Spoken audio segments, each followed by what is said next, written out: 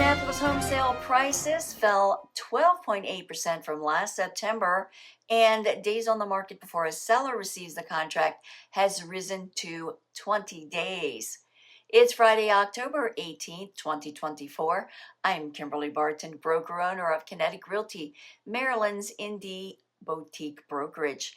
This is the weekly Annapolis Real Estate Report. This week reflects fewer contracts, and Annapolis Inventory for sale fell again to 157 properties, and only 26 properties are set to come soon. 17 homes went under contract this past week, which is down 15% from the past week. 12 homes sold in 7 days at 99.3% list to sold ratio. Rentals rose to 39 available at $2,925 median dollars per month. That's a wrap for this week's Annapolis Real Estate Report for Friday, October 18th, 2024. Thanks so much for tuning in. Enjoy your weekend. I'll see you next week. Take care.